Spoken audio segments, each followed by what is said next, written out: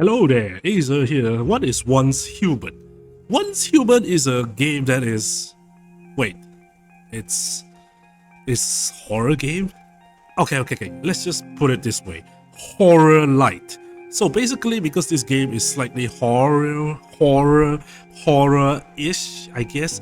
So this game blends in the elements of like horror games, SCP, back rooms, I don't know what kind of alien monsters are there, and mutations, otherworldly dimension beings, giant cats, and fluffy dinosaurs that is actually in the suit that technically is like in a body suit or something, but they can still help you to cook and spew fire. Huh? Okay, I guess the game is pretty goofy. But, you know, other than just, well, looking pretty goofy, it's actually a very great game. So what you gonna do in this game? Basically, you start as a mayfly, and I don't know, bro, you're just a guy that has a cradle and you somehow have special powers, and you can harness the energy of the deviation, and so, you know, you are now a Pokemon master that can somehow deal with the threats from the other dimensions. So, you know, yeah, that's technically you, I guess. And you are trying to help a girl that is like, I don't know what she is. I guess she's technically like a butterfly girl or something. And you're gonna help her to solve the mysteries of the world and to see who is actually the real villain from the start. You're probably gonna meet up with somebody that you probably cannot trust too much into because they are kinda way too friendly for a first meeting, and then so on and so on. So basically the game just asks you to survive, but don't survive too much. They give you some horror elements, but sometimes it's just not exactly that scary if you look into it actually. And then they also sometimes give you a little bit of the jump scares, but it's not really the jump scare that will make your heart jump a beat, I guess. I mean, sure, there are some parts where if you did not open your torchlight, it's going to be very scary, but for the most part, you have your guns. Heck yeah. And if you have guns, well, I mean, just shoot at anything that moves and you'll be fine. Except for maybe, I don't know, human beings, I suppose. Sometimes you can also see some very weird, random creatures moving around that doesn't look human at all. By the way, those are what they call deviants or deviations. So technically, just think of him like Pokemons or pals from Pal World, but they are, you know, able to assist you in things and stuff like that. They are also part of the other world beings, but they are kind of like the kinds that you can tame and use and help you in battle, and maybe help you out with your base building and stuff like that. So yeah, there's a lot of like things you can do in this game, like exploring strongholds to get a lot of loots, trying to find the mystical chest that's always hidden somehow.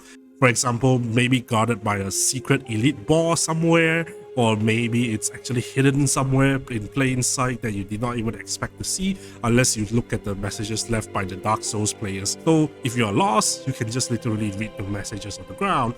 Some people might call this cheating, I'll call this walkthrough guides. Yep, just like how Dark Souls works.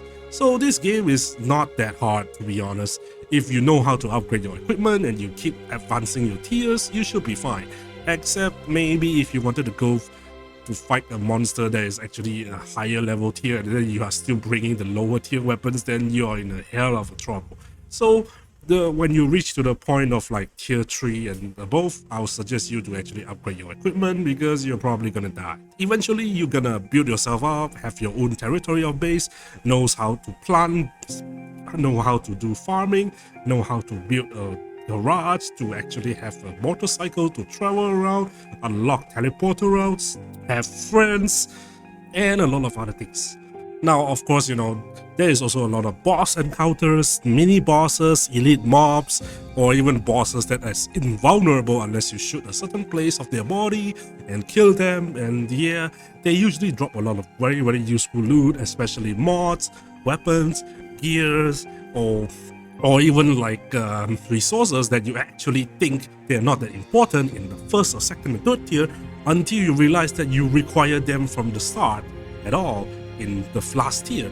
So yeah, make sure to collect as much acid and stardust source as much as possible when you are playing at the first and second and third tiers, because you are going to need them in the late game, trust me. So you can either go with a lot of kind of weapon builds. A lot of weapons have this special like effects on them, then you can actually pair them up with like certain mods that is compatible, so you can proc the damage to go reach to unlock the potential of each weapons. I suppose you can technically also just use a purple weapon and they'll be fine until even tier 5.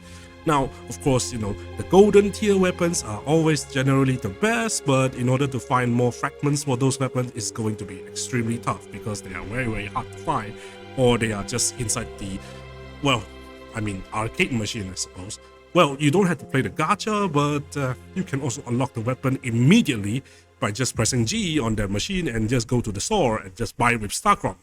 So, Starcrom is another currency that you can actually earn. It's not a cash currency, by the way. It does feel like it because you can actually gacha with it and you can buy certain stuff. But to be honest, because you can actually earn Starcrom by just, you know, doing the resonant defense on your base, it's not really the hardest thing to earn anyways. It's a great little game, I guess, if you really love the elements of survival crafting, horror elements, post-apocalyptic Fallout like kind of a gameplay feel with third-person shooting elements that allows you to have a looter shooter kind of a feel and allows you to use like different powers and different supernatural powers or something like that. Yeah, this game is probably for you.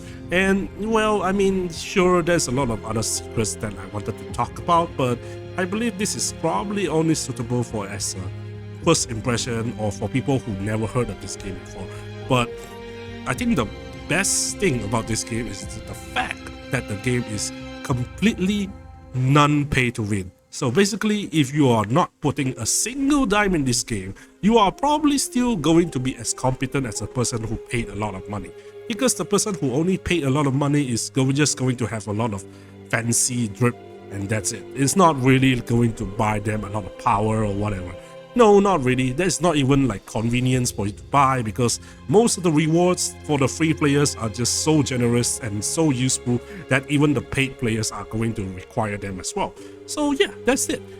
Another game that can finally be labeled as free-to-play friendly kind of a game, I suppose, because you know, you always think like Netease games, you always think they're going to be paid to win, but I think luckily for the game developer and the person who is in charge of the game decided to say that, hey, you know what?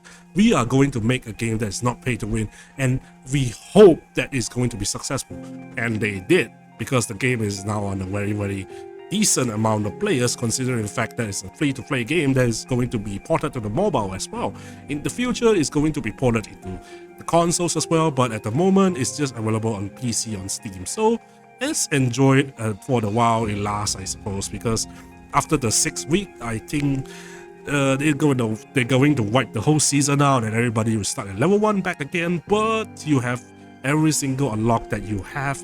You can technically think of this post-6th season as a new game plus, I suppose. That's how I actually kind of think about it, I suppose. But a lot of people are actually saying that it's not that good because they really wanted to keep a lot of the stuff that they have spent so much hours on grinding on. But I'll be real here, if you were to able to keep all this stuff, then you'll be way more overpowered than the people who just started yesterday. So that's the problem here. So I think the devs are probably going to add more content in the future, because at the moment the game is not showing us every single raid instance, every single game modes that's available in the game in the open world yet. So I believe they're going to put a lot of those stuff in the seasons and the newer seasons and maybe the future as well. So hopefully the game stays non-pay to win for now. I would suggest anybody who has some free time to maybe try this game out, because I believe it deserves it, because it is such a generous and very fun game to play with friends, especially at the late game parts, you know, when you wanted to defend a silo, when you wanted to do a dungeon. It's best for you to team up with other players because you're just going to be way harder than you think. Yeah, so overall I think as a multiplayer live service looter shooter game, it earns my pass and it earns my approval because it's not pay to win, it's not wasting a lot of your time. You can have a lot of passive farms in your base when you are offline, and it's pretty nice that you can actually move your base around, because comparing it to like most of the live service games, other live service games are just doing the same old thing. This game is trying to do something different. So that is why I believe this game needs a shout out more than a lot of other live service games. And that's it. This is my introductory video for Once Human. If you enjoyed the video and you wanted more, please like and subscribe, and I'm gonna see you next time. Sayonara.